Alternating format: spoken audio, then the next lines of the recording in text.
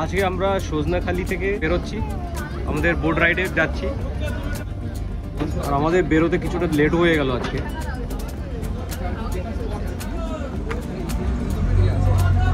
আর আমাদের বোটটা বেরোচ্ছে এখন এখান থেকে।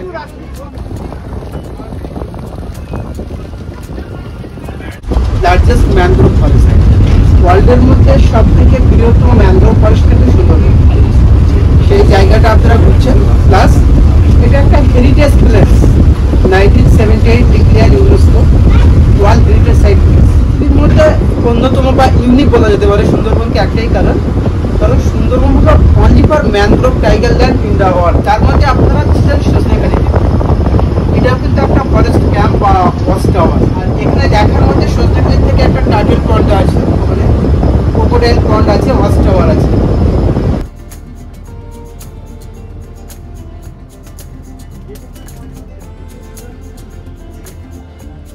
তো সামনে এটা সুধান্যখালি স্পট, লেফট সাইডে সবাই সুধান্যখালিতে যাচ্ছে দেখতে। ওয়াইল্ড অ্যানিমেলস দেখা সব থেকে ভালো টাইম হচ্ছে যখন লো টাইড থাকবে, যখন এই ল্যান্ড এরিয়াটা বেশি দেখা যাবে, জলের লেয়ারটা অনেক নেমে যাবে, জল কম থাকবে। ওই সময় অ্যানিমেলসগুলো জল খেতে চলে আসে, অনেক সময় এই লো এরিয়াটাতে চলে আসে যেখানে জলটা থাকে না। তো ওই জায়গাটাতে বেশি অ্যানিমেলস দেখার চান্সেস থাকে।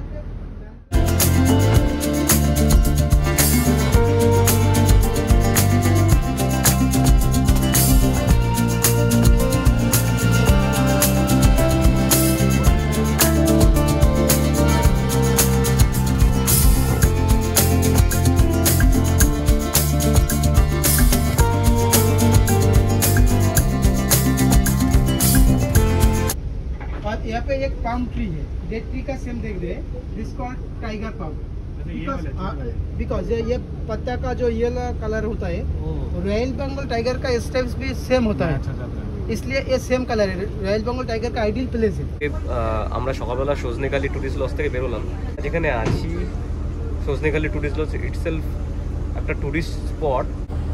প্রচণ্ড ঠান্ডা এখন, এইদিকে প্রচণ্ড হাওয়া দিচ্ছে, প্রচণ্ড ঠান্ডা। সুন্দরবন এরিয়া মোটামুটি 26,000 স্কোয়ার কিলোমিটার জুড়ে আছে, তার মধ্যে 1/3 অলমোস্ট 9,000 স্কোয়ার কিলোমিটার ইন্ডিয়ার মধ্যে আছে। দেন 2 দ্বীপ নিয়ে, তার মধ্যে 48 হচ্ছে ম্যানগ্রোভ দ্বীপ আর 54টা দ্বীপ হচ্ছে হ্যাবিটেবল দ্বীপ। আমরা এখন আপাতত ওই 3-4 রকমের ডিয়ার, 3-4 রকমের পাখি দেখেছি নানা রকম। এই অ্যানিমেল স্পট করার জন্য খুব দরকার হচ্ছে সানলাইট, যেটা আজকে নেই। আজকে সানলাইট একদম নেই, খুব ক্লাউডি একটা ওয়েদার।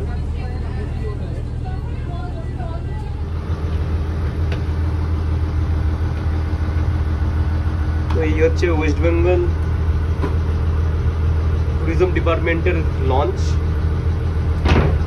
এই লঞ্চের যে বেসমেন্টটা, মানে বেসমেন্ট মানে নিচের যে পোর্শনটা, সেখানে এই কিছু বেড রাখা আছে, কিছু বেডস আছে, আর এই সাইডেও বেডস আছে, এই সাইডেও বেডস আছে। আর একটু প্রাইভেট কেবিন আছে, ছোট ছোট কেবিন, মানে সেরকম লাক্সারি কিছু না, জাস্ট কেউ একটু শুয়ে থাকতে পারলো, বসতে পারলো। পেছন দিকে আছে ইঞ্জিন, সেটার আওয়াজটা শোনা যাচ্ছে, প্রচণ্ড জোরে জোরে আওয়াজ হচ্ছে।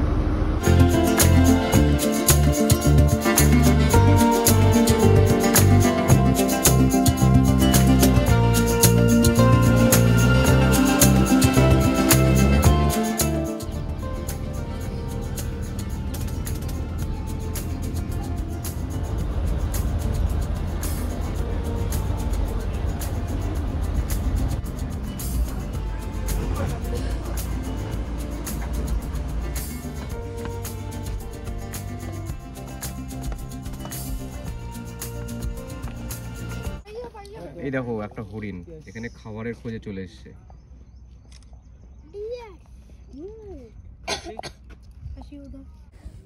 আমরা এখন ওই ফেন্সিংয়ের ভেতর দিয়ে যাচ্ছি, তো বাইরে কয়েকটা হরিণ দেখা গেছে আপাতত, আর এখানেই দেখা যায়। আর হরিণগুলো বেসিক্যালি হিউম্যানদের বুঝে গেছে, এরা যে এসে এদেরকে বিস্কুট ফিস্কুট দেয়, খাবার দাবার দেয়, এরা বুঝে গেছে। মানুষ দেখলেই আর প্লাস্টিকের আওয়াজ পেলে এরা চলে আসছে খাওয়ার জন্য, ভাবছে তো খাবার দিয়ে দেবে। তো গাইড আমাদের স্ট্রিক্টলি বলে দিল এদের কোনো খাবার দেবেন না। তো আপনারাও যদি আসেন আপনারা কিন্তু খাবার দেবেন না এই হরিণগুলো এখানে দেখতে পেলে।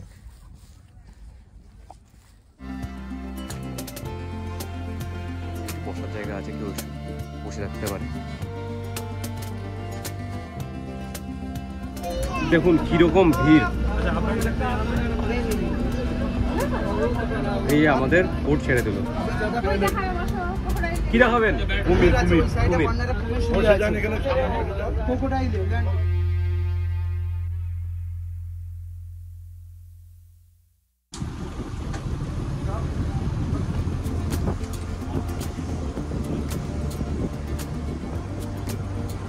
কিন্তু খাওয়া দাওয়া হয়ে গেল, লাঞ্চ হয়ে গেল। এখন বোটের মধ্যেই সমস্ত কিছু আয়োজন করা হয়েছে। রান্নাটাও বোটেই করা হয়েছে।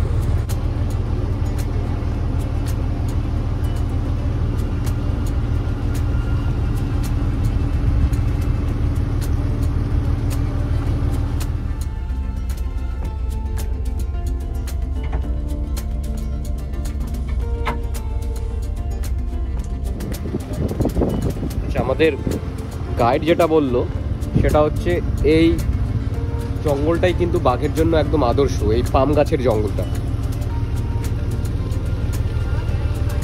বাঘ এই পাম গাছের জঙ্গলেই লুকিয়ে থাকে।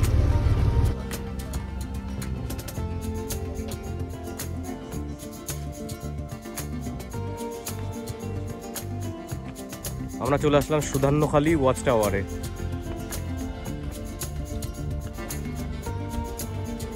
বাঘ দেবতা ও মা বনবিবি।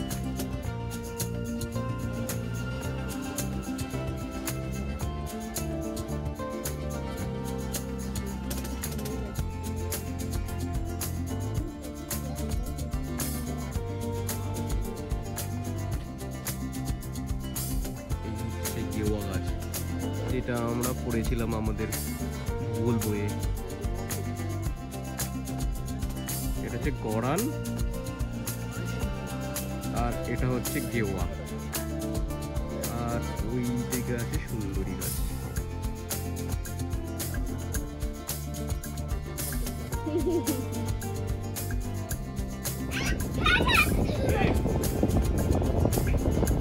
তো আমরা এখন আমাদের সাফারি শেষ করে এখন আমাদের রিসোর্টের দিকে যাচ্ছি। কেমন লাগলো বলো? খুব ভালো, খুব ভালো। কেমন লাগলো?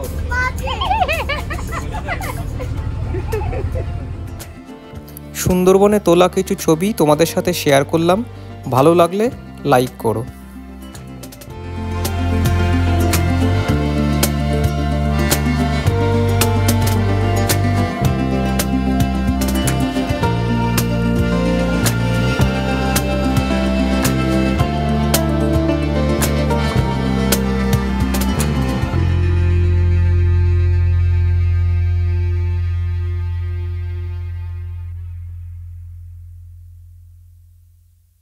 আজকে আমাদের রুম শিফট হলো। তো আমাদের একটা নন এসি রুম ছিল আগে, নন এসি রুম থেকে আমাদের আজকে এসি রুমে শিফট হলাম। তো এই হচ্ছে রুম। ও যে লাইটসগুলো জ্বালানোর চেষ্টা করছে। তো এখানে এক্সট্রা হচ্ছে এই রুমে একটা এসি, যেটা শীতকালে ইউজ হবে না, আর এই ওয়ার্ড্রপটা। Thank you ওজো। তো এই ওয়ার্ড্রপটা এখানে এক্সট্রা, আর এই টেবিল অ্যান্ড চেয়ার এটাও এক্সট্রা। বেডটা একটু ডিফারেন্ট, একটু বেটার মনে হচ্ছে। একটা সিলিং ফ্যান, একটা ওয়াল মাউন্টেড ফ্যানও আছে। নন এসি রুমের ব্ল্যাঙ্কেটগুলো কিন্তু খুব খারাপ ছিল, খুব একটা ভালো ছিল না। তো এখানে দেখছি কোল বালিশ আছে, দুটো কোল বালিশ রাখা আছে, আর ব্ল্যাঙ্কেটগুলো ওই একই রকম মনে হচ্ছে। একটু হয়তো বেটার, একটু সামান্য বেটার, খুব বেটার বলবো না, সামান্য বেটার।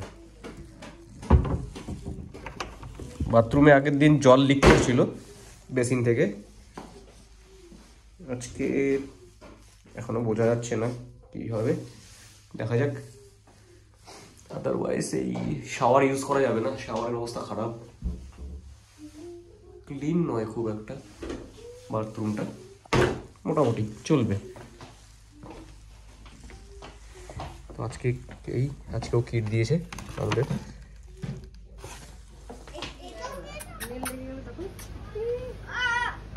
যে আসছে ও দেখ না কত ওই নিয়ে নেবে। যা যা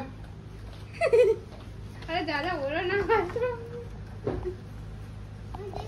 নিজে ভয় থেকে খাতে সন্ধ্যের সময় ওয়েস্ট বেঙ্গল ট্যুরিজম কর্পোরেশনের পক্ষ থেকে একটি ছোট্ট একটা বিনোদনের আয়োজন করানো হয়েছিল।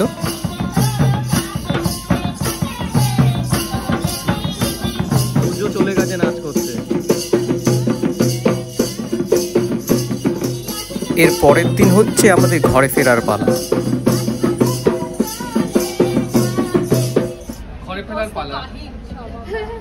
আমাদের সুন্দরবনের এই যাত্রা শেষ। আমাদের বমি আর পটি করে সবার অবস্থা কাহিল। বাট ওজোর বমি হয়েছে, ওজো ব্যাচে ওর মায়ের বমি হয়েছে, সারা রাত ধরে বমি করেছে। এ 4 বার বমি করেছে, এ 1 বার বমি করেছে। না 3 বার। ও 3 বার, আমি 4 বার, আমি 7-8 বার। 7-8 বার বমি করেছে, ও 3 বার বমি করেছে। যাই হোক, আমরা এখন বেরোচ্ছি এখান থেকে, মাতলা ট্যুরিজম প্রপার্টি থেকে। এখানে বাইরের লোকজনও, যে কালকে বলছিলাম, বাইরের লোকজনও এখানে এই টুরিস্ট স্পটে আসে। এখানে ক্রোকোডাইল পার্ক আছে একটা ভেতরে। আমাদের আর ক্রোকোডাইল পার্কটা দেখা হলো না। দাদা মধু কিনেছে। মধুটা কেমন? খুব ভালো। কি মধুটা, কি দামটা কি আছে? জঙ্গল বনের অরিজিনাল মধু। কত 480 টাকা কেজি। 480 টাকা কিলো মধু। একটা কথা মনে রাখবে, তোমরা যারা সুন্দরবন বেড়াতে আসবে তারা কিন্তু পর্যাপ্ত পরিমাণে খাবার জলটা সঙ্গে করে নিয়ে এসো। আর একটা জিনিস, যারা বোটে খাবার দাবারের কথা ভাবছো, বোটের খাবার দাবার কিন্তু অতটাও কিন্তু হাইজিন মেনটেন হয় না, সেটা মাথায় রাখবে। আমাদের ভিডিওটা ভালো লাগলে সাবস্ক্রাইব করুন।